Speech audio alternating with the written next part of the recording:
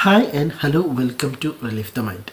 ഇന്ന് നമ്മൾ സംസാരിക്കുന്നത് മരണാനന്തരം മൃതദേഹം മെഡിക്കൽ കോളേജിൽ നൽകുന്നതിനുള്ള നടപടിക്രമങ്ങൾ എന്തെല്ലാം. കേരളത്തിൽ ആദ്യമായി ശരീരദാനം നടത്തിയ വ്യക്തി ആരാണ്? അപ്പോൾ നമുക്ക് വീഡിയോയിലേക്ക് പോകാം. അതിനു മുമ്പായി ലോഗോ പ്ലീസ്. ചരിത്രം പഠിക്കാത്ത ധാരാളം മണ്ടന്മാരുണ്ടല്ലോ നമ്മുടെ നാട്ടിൽ. ആ കൂട്ടത്തിലാണ് ഞാനും. 1980 സെപ്റ്റംബർ 28 കേരളത്തിൽ ആദ്യമായി ശരീരദാനം നടന്നത്.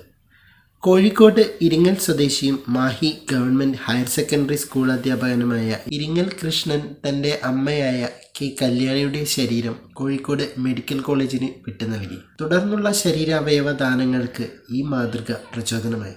രാജ്യത്തെ ഏറ്റവും കൂടുതൽ ദേഹദാനം നടക്കുന്നത് കേരളത്തിലാണെന്നാണ് കണക്കുകൾ സൂചിപ്പിക്കുന്നത്. രാജ്യത്തെ പല പ്രമുഖ നേതാക്കളും അവരുടെ ദേഹം പഠനാവശ്യത്തിനായി നൽകിയിട്ടുണ്ട്. ബംഗാൾ മുൻ മുഖ്യമന്ത്രിമാരായ ജ്യോതി ബസു, ബുദ്ധദേവ് ഭട്ടാചാര്യ, ലോക്സഭാ മുൻ സ്പീക്കർ സോമനാഥ് ചാറ്റർജി, ജനസംഘം നേതാവ് നാനാജി ദേശ്മുഖ്, മുൻ അഡ്വക്കേറ്റ് ജനറൽ KP ദണ്ഡപാണി, ശാസ്ത്ര സാഹിത്യ പരിഷത്ത് പ്രസിഡന്റ് ഡോക്ടർ A അച്യുതൻ, വനിതാ കമ്മീഷൻ മുൻ ചെയർപേഴ്സൺ ജോസഫിൻ എന്നിങ്ങനെ നീളുന്ന പട്ടിക. ഇവർ ശരീരം മെഡിക്കൽ കോളേജുകൾക്ക് നൽകി മാതൃക ആയവരാണ്. ഇപ്പോൾ അടുത്തൊരു കാര്യം പറയുകയാണെങ്കിൽ CPM ദേശീയ ജനറൽ സെക്രട്ടറി സീതാറാം യെച്ചൂരിയുടെ അമ്മ കൽപ്പകം യെച്ചൂരിയുടെ മൃതദേഹം അവരുടെ ആഗ്രഹപ്രകാരം എയിംസിന് 2021 കൈമാറിയിരുന്നു. ഇപ്പോൾ സീതാറാം യെച്ചൂരിയെയും. ഓരോ മൃതദേഹവും ഓരോ ഗുരുവെന്നാണ് പ്രമുഖ വൈദ്യശാസ്ത്രജ്ഞർ രേഖപ്പെടുത്തിയിരിക്കുന്നത്.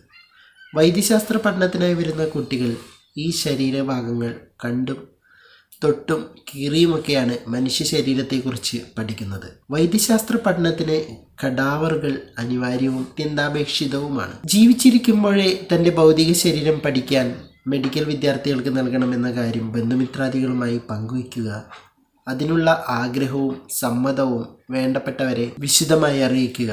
പെട്ടെന്നുള്ള മരണം ആർക്കും സംഭവിക്കാം. അങ്ങനെയാണെങ്കിൽ നിങ്ങളുടെ ബന്ധുക്കൾക്ക് താല്പര്യമുണ്ടെങ്കിൽ അടുത്തുള്ള മെഡിക്കൽ കോളേജിനെ രേഖാമൂലം വിവരമറിയിച്ചാൽ മൃതദേഹം കൈമാറാവുന്നതാണ്.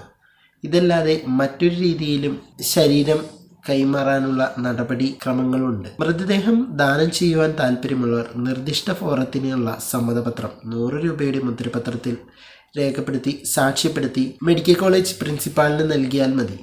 ദാതാവിൻ്റെ അനന്തരാവകാശികളായ ഉറ്റ ബന്ധുക്കളുടെ സമ്മതം നിർബന്ധമായും ഉണ്ടായിരിക്കണം. 2 സാക്ഷികൾ പേര് സഹിതം ഒപ്പുവയ്ക്കണം.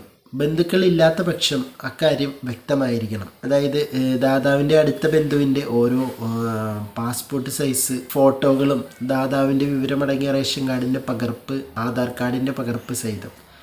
മരണാനന്തര മൃതശരീര ദാന സമ്മതപത്രം ആശുപത്രിയിൽ നൽകിയാൽ മെഡിക്കൽ കോളേജ് ആശുപത്രി അധികാരികളിൽ നിന്ന് സ്വന്തം ഡയറിയിലോ പോക്കറ്റിലോ സൂക്ഷിക്കുന്നതിന് ഒരു തിരിച്ചറിയൽ രേഖ നൽകുന്നതാണ്. മരണാനന്തരം മൃതശരീരം സ്വന്തം ചിലവിൽ അതാത് മെഡിക്കൽ കോളേജിൽ എത്തിക്കേണ്ടതാണ്. കൂടുതൽ വൈകുകയാണെങ്കിൽ ഫ്രീസറിൽ സൂക്ഷിക്കുക. മരണാനന്തര ക്രിയകൾ ചെയ്യുകയാണെങ്കിൽ ആവിധ എല്ലാ കർമ്മങ്ങൾക്കും ശേഷം മൃതശരീരം കൈമാറിയാൽ മതി. മൃതശരീരം കൊണ്ടുപോകേണ്ട സമയം കൃത്യമായി അധികൃതരെ അറിയിക്കുക. മെഡിക്കൽ വിദ്യാർത്ഥികളുടെ പഠനാവശ്യത്തിന് ഉതകുന്ന മൃതദേഹങ്ങൾ അനാട്ടമി, അതായത് ശരീരശാസ്ത്ര വിഭാഗം ഡിപ്പാർട്ട്മെൻറ്റാണ് സ്വീകരിക്കുന്നത്. എന്നാൽ പകർച്ചവ്യാധി പിടിപ്പെട്ടതും അഴുകി തുടങ്ങിയതും പോസ്റ്റ്മോർട്ടം നടത്തിയതുമായവ സ്വീകരിക്കില്ല. മൃതദേഹ ദാനം ചെയ്യുവാൻ നിർദ്ദിഷ്ട ഫോറത്തിനുള്ള സമ്മതപത്രം തിരുവനന്തപുരം, കോട്ടയം, ആലപ്പുഴ, കോഴിക്കോട്, തൃശ്ശൂർ, പാലക്കാട് എന്നീ മെഡിക്കൽ കോളേജുകളിൽ സമ്മതപത്രം നൽകാവുന്നതാണ്.